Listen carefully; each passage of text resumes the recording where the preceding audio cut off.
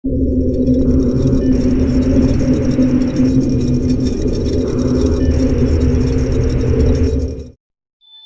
ficción nos ha regalado innumerables personajes, desde grandes películas, videojuegos, hasta los cómics, y el día de hoy repasaremos algunos de estos individuos, tomando en cuenta los más aterradores y perversos. Cabe aclarar que hice esta lista basándome mayormente en personajes más humanos y reales, es decir, algo no tan escapado de la realidad, algo que de cierta manera es posible dentro de lo que conocemos y se asemeja más a lo natural, como por ejemplo su perversidad o lo que representan, ya sea de forma simbólica o más directa, por lo que personajes aterradores por su apariencia física quedarán descartados, ya que fácilmente podría incluir a monstruos que ya vimos en un top anterior. El top será variado, ya que cubriremos incluso a una criatura mitológica, cosa que rara vez se toma en cuenta, y por supuesto dejando de lado mitos como la serpiente nórdica, el tibón o los wendigos. Te presento los 5 personajes más aterradores de la ficción.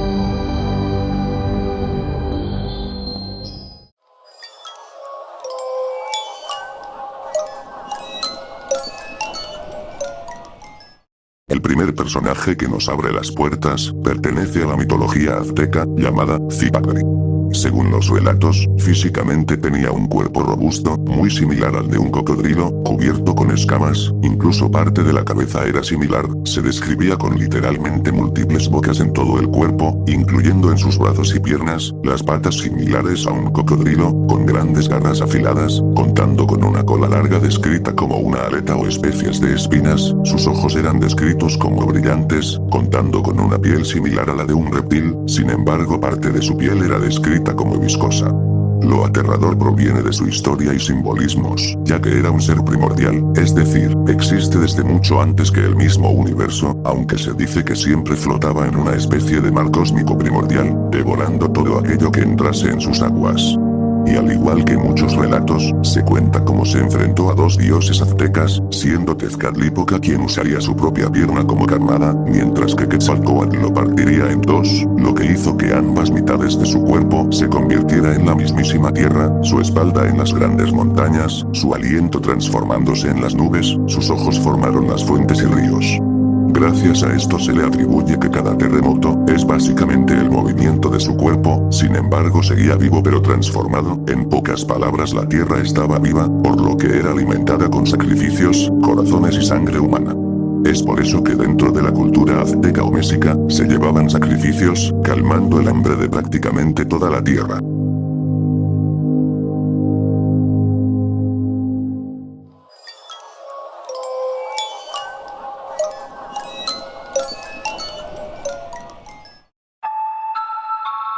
A partir de aquí, los siguientes personajes eran más humanos y cercanos a lo que conocemos, por lo que hasta cierto punto, prácticamente no son totalmente una ficción. Lo que nos abre las puertas es un personaje del videojuego, Heavy Rain, tomando como referencia a Scott Shelby. Al comienzo se presentará como un detective privado, el cual perteneció al cuerpo de la policía, mostrándose como un hombre educado, calmado y con gran sentimiento paternal, mostrando empatía por las víctimas y dedicándose a atrapar al asesino. Sin embargo, conforme nos adentramos en la historia, nos enteramos que él mismo es el criminal, llamado el asesino del origami. Sus crímenes fueron inspirados gracias a que presenció como su hermano murió en una lluvia, llenándose de odio y abandono, llevando a que sus víctimas sean niños, y exclusivamente bajo la lluvia, con el fin de recrear la tragedia que él vivió. Usa su rol como detective para acercarse a los padres, sin embargo destruye las pruebas luego de entrevistar a las víctimas, esto obviamente con el fin de no ser vinculado, atormentando psicológicamente a los padres, poniéndolos a prueba con los retos que da con su otra faceta. Sus actos van desde secuestrar a los menores, dejarlos en cautiverio, dejándolos ahogarse por la lluvia, para así prolongar el sufrimiento. En las manos, colocaba un origami y una flor sobre el pecho, como una especie de firma. Como te mencioné, a los padres les ponía retos, en donde cosas como su dignidad o su propia vida era puesta en juego, desde cosas como por ejemplo, hacerse daño físico en los dedos, arrastrarse por vidrios, enfrentarse contra la mafia, o incluso, conducir en sentido contrario. Si alguno de los 3 fallaba, el niño sería quien pagaría las consecuencias con un trágico desenlace. Aunque no se limita a niños, sino que también elimina a quienes estén en su camino, cosa que hizo con Lauren Winter, una madre que sospechó de él mismo. Entonces, rastros como la hipocresía, la crueldad psicológica, la frialdad, ya que al final del juego, afirma sentirse orgulloso de sus actos, todo motivado por una venganza y resentimiento hacia sus padres. Este apenas es el personaje humano menos malvado de la lista.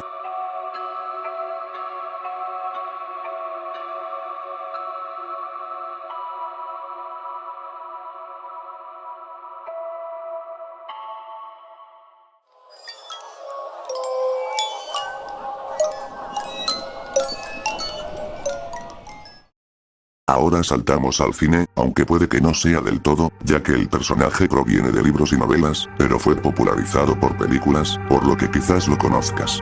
Aníbal Lecter aparece en la novela El Dragón Rojo, de 1981, siendo llevado a la pantalla grande por última vez en 2007, con la película Aníbal Rising. Se presenta como un psiquiatra brillante, un hombre muy culto y refinado, fanático con la gastronomía y el arte, sin embargo al igual que Shelby, detrás de todo esto, es un homicida en serie, además de practicar el canibalismo, y como cereza sobre el pastel, es alguien intelectual, lo que hace que sea frío y calculador. Sus crímenes fueron inspirados y explicados en la película del 2007, donde nos sitúan en la Segunda Guerra Mundial, donde la familia de Lecter fueron masacrados, manteniéndolo en cautiverio y presenciando cómo su hermana era víctima de un trágico final y devorada. Todo esto hizo que Aníbal perdiera su humanidad, de confíen en él, con la finalidad de usarlos y desecharlos una vez que no fueran útiles, todo esto con una mezcla de intimidad y seducción. Entre sus rasgos está su gran IQ, una memoria excepcional, y gran conocedor en grandes ramas de cultura, incluyendo la medicina. Sus actos siempre son hechos con una sonrisa leve y calmada.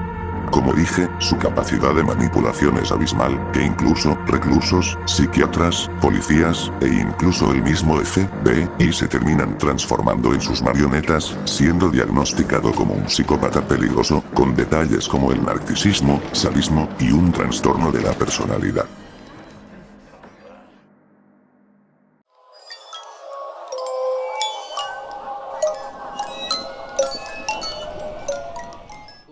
Sin duda, aquel día hubo testigos que le vieron en el bar bebiendo tras el homicidio, eso es cierto.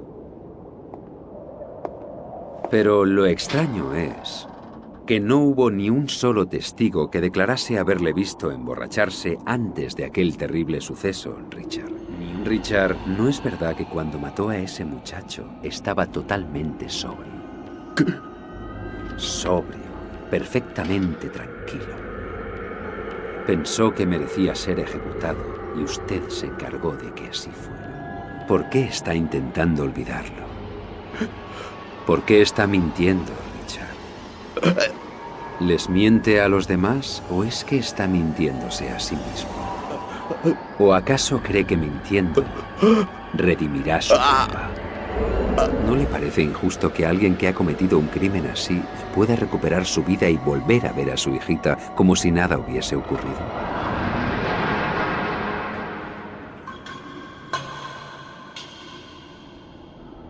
¿No le apetece echar un trago, Richard?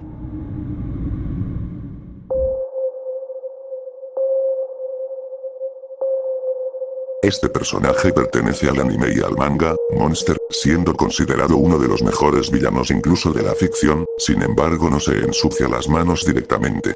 Si bien se presenta como alguien que ha tenido varios nombres, Johann Liebert es el nombre con el que lo conocemos. A diferencia de los otros personajes, Johann había sido parte de un experimento desde incluso antes de nacer. Posterior a su nacimiento, fue producto de experimentos psicológicos y programas del gobierno, esto con el fin de crear al ser humano perfecto. Al igual que Aníbal, tiene un carácter altamente refinado, educado, cortés, e incluso un físico atractivo, lo cual ayuda a esconder su verdadera personalidad. Lo interesante es que incluso encarna el propio nihilismo, viendo cómo la vida y el ser humano es insignificante, aplicando esto a sus víctimas para colapsarlas. Como dije anteriormente, no suele mancharse las manos, sino que manipula a todo tipo de personas, incluso a niños, con el fin de llevar a cabo sus actos contra otros, o incluso convencerlos de acabar con su propia existencia, esto con tan solo pocas palabras, haciendo que los grupos saquen sus peores facetas. Entre sus peores actos nos debemos remontar incluso desde su niñez, ya que en la trama nos muestran y explican cómo siendo solo un niño, manipuló a todo un orfanato, desde los huérfanos, hasta el propio personal, haciendo que se ataquen los unos a los otros, para posteriormente incendiar el lugar. Entre lo que más destaca, es que en diversos puntos de la trama, muchas personas, incluyendo niños, se quitan su propia existencia, todo luego de hablar con él, incluyendo a personas comunes o incluso algunos detectives. Fue responsable de que un grupo de extremistas, liderados por su discurso, incendiaran barrios enteros con gente dentro. Llega a eliminar a las personas que lo han llegado a ayudar. Y quizás lo más retorcido a manera personal, es que durante la trama, se revela cómo incluso manipuló a su hermana para acabar con la vida de personas, todo esto durante la niñez de ambos. Al final de todo esto, desata una masacre total en un pueblo, generando odio y diferencias entre los habitantes, empujándolos a vengarse, justo como en el orfanato. Como cereza sobre el pastel, gran parte de la trama se revela como la policía de cierta manera es escéptica a la existencia de este personaje, culpando a otros como la mente maestra, ya que incluso su plan final no solo fue lo que le hizo al pueblo, sino crear la desaparición perfecta, poniendo fin a su propia existencia, borrando su existencia y su esencia, como si prácticamente nunca hubiera nacido, liberando únicamente el mal y lo peor a donde quiera que pise. Si bien la mayoría de cosas las hace, debido a que fue criado con ese propósito desde niño, aunque una parte de él guarda rencor por el abandono de su madre. Ya que incluso a pesar de que fue adoptado en varias ocasiones por gente que desconocía su pasado, Johan terminaba por acabar con la vida de las personas que lo acogían.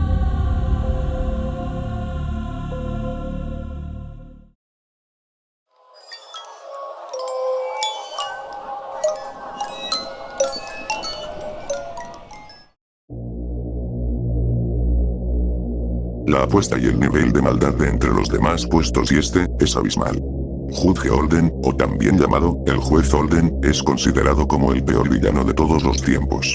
Perteneciente a la novela, Blood Meridian, de 1985, del escritor, Cormac McCartney, tiene el título de ser considerada como la obra más violenta y filosófica del autor. Como dato escabroso aunque misterioso, es que este hombre, el juez Olden, fue real. Mencionado en las memorias de un hombre quien fue militar, pintor y escritor, menciona el nombre de Judge Olden, lo que da a entender que fue real, descrito como un mercenario albino, alto, un hombre culto, carismático, además de ser un pedestra y el mismo demonio. A pesar de que son memorias reales, fuera de ahí nunca se encontraron registros de ese hombre, ni siquiera se menciona en otros textos. Pero bien, ahora nos basaremos en el personaje literario, descrito como alguien calvo, albino, midiendo más de 2 metros, con una piel muy pálida, y sin cejas, descrito con una presencia sobrenatural. También se le señala como alguien culto, conociendo desde leyes, ciencias naturales, filosofía, música, arte y cartografía, siendo muy carismático para manipular, y sobre todo alguien muy apático cuando hablamos de violencia y poder. Sus actos toman lugar en la guerra México-estadounidense, cosa que igualmente se menciona en las memorias. Participando en masacres indiscriminadas, acabando con civiles mexicanos, incluyendo a mujeres y niños, teniendo una gran obsesión por la guerra, la cual describe como la máxima expresión del orden universal, contando con una especie de diario, donde menciona cómo el mundo se posee a través del conocimiento y la violencia, describiendo cómo la misma guerra es Dios, afirmando que todo lo que existe debe ser dominado o destruido. Entre sus actos más repulsivos, era directamente que acababa con personas sin ninguna razón, solamente lo hacía para generar violencia, por ejemplo en uno de los poblados con los que arrasa, Olden, empaló a niños y a las mujeres, justificándolo como un orden natural. En otra de sus escenas, toma a un pequeño bebé para acariciarlo, sin embargo, de un segundo a otro, lo acerca a una roca, empalmándolo contra ella, hasta causar su desenlace, una y otra vez, todo esto sin mostrar ninguna pizca de emoción.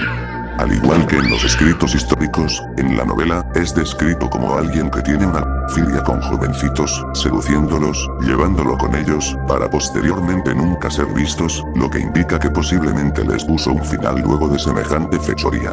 Al igual que Johan del puesto anterior, usa su discurso para incitar a los demás a cometer estos actos, glorificando los conflictos como la máxima expresión humana, y si no estás de acuerdo, te tocará el mismo destino que a los demás. Durante toda la novela tiene una estrecha relación con el protagonista de esta misma, aunque al final, ni el mismo protagonista se salva, rompiendo incluso con ese cliché. Si bien las escenas son ambiguas en algunos puntos, se sabe que acaba con el protagonista en un baño público de la peor manera, mutilando sus extremidades, para finalmente mantener relaciones con lo que queda de él. Acto seguido sale hacia la caverna, sin ninguna prenda de ropa, lleno de sangre, bailando y gritando que siempre será inmortal. Este final da ilusión a que Holden ni siquiera era humano, ya que durante el libro, nunca se cansa y nunca envejeció a pesar de haber pasado décadas, además de su presencia sobrenatural. Este es considerado como el peor villano en la historia de la ficción.